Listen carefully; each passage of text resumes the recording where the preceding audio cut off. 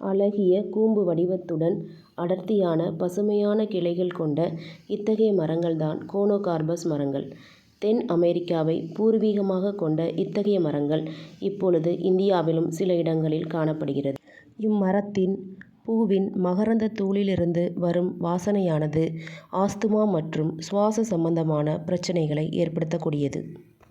இம்மரத்தின் வேர்கள் நிலத்தினுள் ஆழமாகச் சென்று நிலத்தடி நீரை உறிஞ்சிவிடுகின்றன.